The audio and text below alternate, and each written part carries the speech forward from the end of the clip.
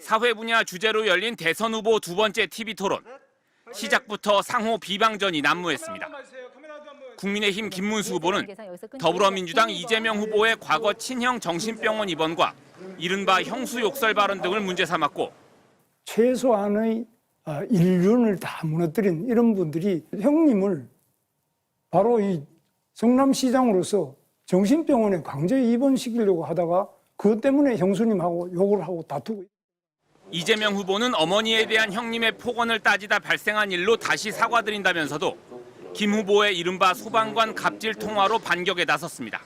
김문수 후보는 이런 말을 할 자격이 없죠. 본인은 갑질을 하지 않습니까? 그 소방관한테 전화해서 나 김문수인데 뭐 어쩌라는 거예요? 김 후보는 지난해 1월 이 후보가 부산에서 피습당한 뒤 수술을 부산에서 받지 않은 것도 문제 삼았습니다. 헬기를 타고 오셔가지고 네. 굉장히 이게 황제 헬기 아니냐, 큰 상처는 아니고, 그렇게 제가 볼 때는 그 성남의료원이 그것도 못할 정도 의료원인가. 성남의료원은 일반 병원들이 하지 않는 공공의료에 중점을 둔 병원이어서 간단한 수술을 이렇게 말씀하시는데, 제가 동맥은 1mm를 벗어났고 정맥은 67%가 잘려서. 단일화 얘기가 끊이지 않고 있는 김문수, 이준석 두 후보는 이번에도 이재명 후보를 향해 협공을 펼쳤고, 우리 이준석 후보님 어떻습니까?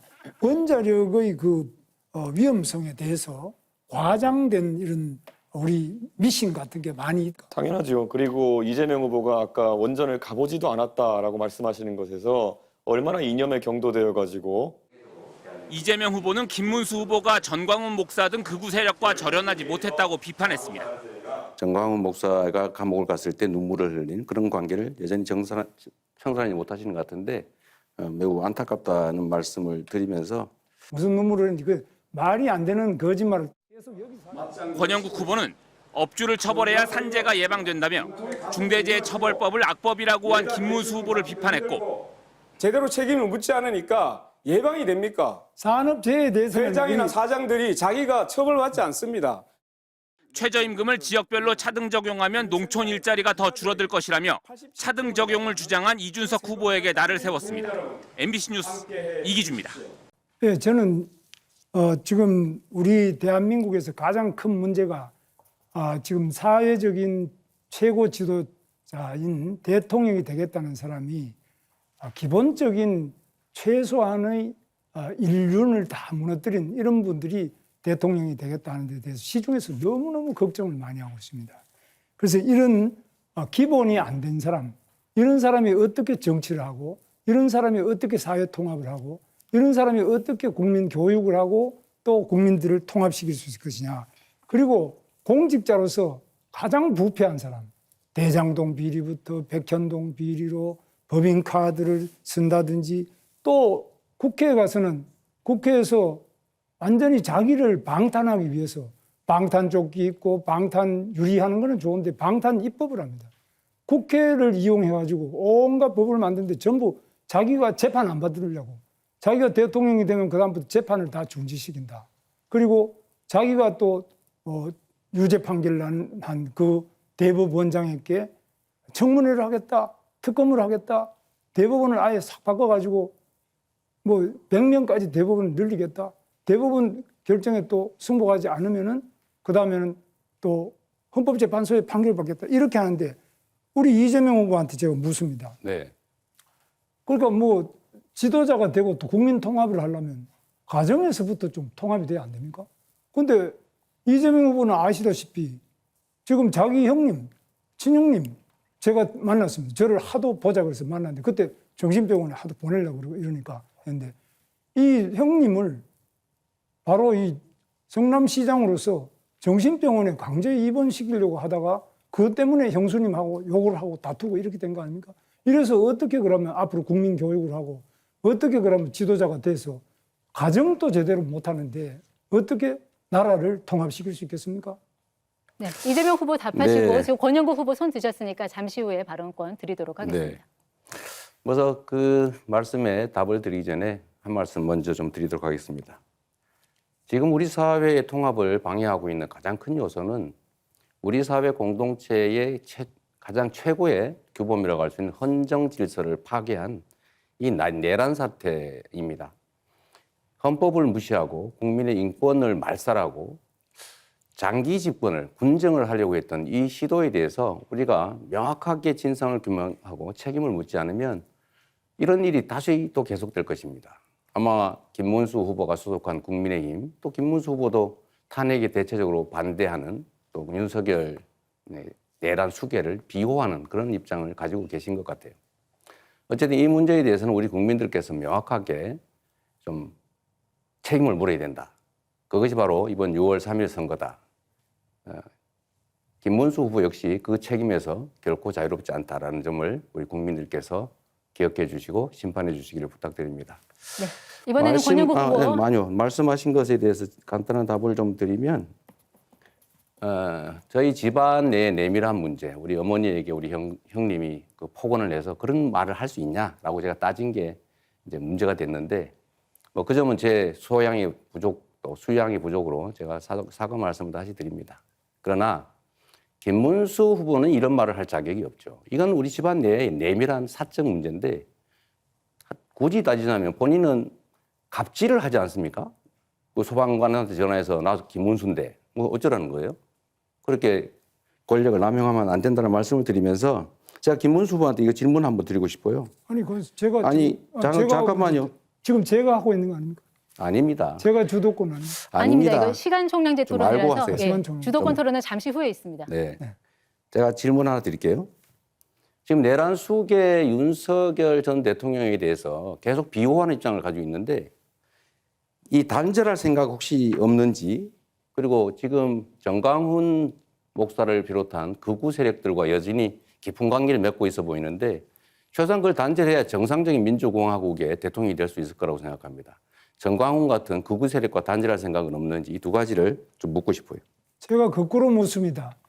이재명 후보는 진보당하고 같이 연합 공천을 해가지고 울산 북구에도 국회의원 당선시켰죠. 진보당의 이석기 바로 통진당 후예 아닙니까? 그러면 그건 내란이지. 지금 현재 국민의힘이 뭐 어디 누구하고 연대를 해가지고 의석을 나눠줬습니까? 국민의힘이 어떤 내란 세력하고 어떻게 했다는 건지 그런 부분에 대해서는 정말 자기 자신을 먼저 돌아봐야 된다. 알겠습니다. 우리 민주당이 바로 통진당의 후에 진보당에게 국회 의석을 울산 북구를 내줬지 않습니까? 그러면은 그 사람들이 지금 하는 게 뭡니까? 완전히 지금 북한을 옹호하고 이렇게 하고 있는데 거기에 대해서 또 대한민국을 전복하려고 하는데 이거에 대해서 답변 한번 해보세요. 말씀을 피하신 걸로 보면 단절할 의사가 전혀 없어 보이고 또 그 전에 지금까지 하신 발언들을 보면 여전히 내란 세력을 비호하는, 극우 세력을 비호하는, 정광훈 목사가 감옥을 갔을 때 눈물을 흘린 그런 관계를 여전히 청산하지 못하시는 것 같은데 매우 안타깝다는 말씀을 드리면서 우리 그런 허위 사실을 이야기하면 안 됩니다. 뭐 눈물을 흘리는 거는 정광훈 목사 가서 무슨 눈물을 흘리는지 그 말이 안 되는 거짓말을 또 계속 여기서 하시면 눈물이 그것도 허위 난다라고 한 사실 영상이 있던데요. 그러니까 이거는 허위 사실 유포죄로 또 지금 다시 지금 그 걸리면은 아주 누범, 재범 뭐 개전의 그 여지가 없습니다. 예. 네, 두 분 후보 잠시만요. 몇 년 전에 전장현 관련해서 지하철 시위라는 과정에서 정말 4호선을 타는 100만 명이 넘는 그런 시민들의 발을 묶어가지고 자신들의 뜻을 관철하는 것이 옳은가 아니냐에 대해서 많은 시민들이 갑론을박을 했습니다. 그리고 최근에는 동덕여대에서 공학전환 논의가 있을지도 모른다는 얘기 때문에 그 구성원들 중에 일부가 자신의 학교를 기물을 파손하고 그리고 락카치를 해가지고 학교를 거의 쓰지 못할 지경으로 만들어 놓은 사태가 있었습니다. 그런데 한 가지 여기서 주목할 점은 민주당이 매번 등장해서 여기서 그런 행위를 한 분들에 대해 가지고 적극적인 옹호를 해왔다는 겁니다. 어제 한 기사가 보도됐는데요.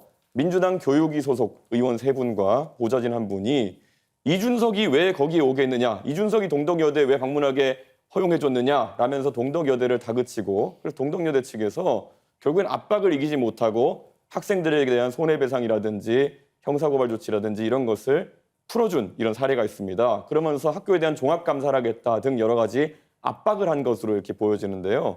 저는 사실 전장현이나 아니면 이런 동덕여대 폭력 사태 이런 것들에 대해 가지고는 사회 질서를 유지하기 위한 최소한의 원칙을 우리가 가져가야 된다 보는데 민주당이 자신들과 뜻이 비슷하면은 이런 식으로 개입해가지고 정치적 권력으로 책임을 면해주는 이런 상황. 여기서 법 질서가 바로 서겠느냐, 그리고 이런 일들이 재발되지 않겠느냐라는 우려를 하게 하는데요. 이재명 후보님 어떻게 생각하십니까? 나중에 주도권 토론에 답변하도록 할게요. 지금 답하기 너무 시간이 없습니다. 네, 그럼 예, 권영국 그러면 후보께 제가 똑같은 네, 질문을 발언 기회 그러면은 드리겠습니다. 권영국 후보님께 좀 드리고 싶습니다. 이런 의미에서 민주노동당 같은 경우에는 앞으로 이런 사회 질서를 훼손하는 행위가 발생했을 때 민주당과 마찬가지로 만약 대통령이 되신다면은 옹호하는 스탠스를 취하실 건지 궁금합니다. 예, 질문이 잘못됐습니다. 전작년의 시위가 왜 발생했는지, 동덕여대 여학생들의 시위가 왜 발생했는지 그것을 먼저 물어야 됩니다. 원인이 있고 결과가 있는 것이지 지금 이준석 후보는 결과에 따른 갈등 사항만 이야기하고 있습니다. 과연 그게 문제를 풀 수 있는 길이라고 생각합니까? 그 원인이 무엇인지 그게 말씀 주시죠. 사회통합이라고 생각하십니까? 그 원인이 무엇인데요? 그래서 다른 걸 하나 물어보겠습니다. 지금 농촌에서는 일당 11만 원이 돼도 이주노동자가 없어서 난리입니다. 그럼에도 이준석 후보는 이주노동자에게 차등임금제, 그러니까 최저임금을 다르게 설정하자고 공약했습니다. 이것이 과연 농촌 현실에 맞는 정책입니까? 우리 근로기준법 제6조는 국적에 따른 차별을 금지하고 있습니다. 그리고 외국인 고용법 22조에서도 외국인 노동자 차별을 금지합니다. 알고 계시죠? 1998년 비준한 고용 및 직업상의 차별에 관한 ILO 협약에서도 출신국에 따른 차별을 엄격히 금지하고 있습니다. 지금 공약은 명백한 법 위반일 뿐만 아니라 국제협약 위반입니다. 어떻게 이런 공약을 낼 수 있습니까? 저는 공약 철회해야 된다고 생각하는데 철회해야 된다고 생각합니다. 어떻게 생각하십니까? 답을 드리겠습니다. 자, 결국엔 ILO 컨벤션 111조, ILO 협약 111조를 얘기하시는 것 같은데요. 네. 캐나다 같은 경우에도 1964년도에 이것을 비준한 뒤에 TFWP 프로그램 등을 통해 가지고 외국 노동자에 대해서는 규정을 완화한 사례가 있고요. 그리고 지금 법 얘기하셨는데요. 당연히 법 개정을 상정해서 말씀드리는 거고요. 권영국 후보자께서 말씀하시는 것이 전 이해가 가지 않는 것이 최저임금이라는 것은 임금의 최저선을 얘기하는 겁니다. 네, 맞습니다. 말 그대로 최저임금을 낮춘다고 해가지고 안 오던 사람이 온다? 그런 것도 아닙니다. 그렇기 때문에 무엇을 지적하려고 하는지가 우선 논리적으로 맞지 않거든요. 논리적으로 맞는 말씀 해주셔야 됩니다. 임금을 차별. 자, 예. 그래서 어떻게 되는지 아십니까? 현재 OECD 국가 중에도 외국인이라고 최저임금을 다르게 적용한 나라가 있습니까? 최저임금 제도가 없는 나라도 있습니다. 최저임금을 다르게 적용한 나라가 있습니까? 미국 제가 말씀드리지 자, 않았습니까? 일부 국가에서 시도했다가 이 내국인 일자리를 뺏는다고 폐지한 제도입니다. 아니, 제가 아시겠습니까? 미국 말씀드렸는데 왜 미국이 아니라 OECD 말씀하셨는데 미국은 외국인하고 내국인을 차등하는 데를 있느냐고 묻는 네, 겁니다. 권영국 후보 시간 다 쓰셨습니다. TFWP 프로그램 제가 말씀드렸지 않습니까? 캐나다에서 유지했었다고. 관점을 그렇게 이야기하면 안 됩니다. 늘 왜 갈라치기 합니까? 네, 발언 시간 초과됐습니다.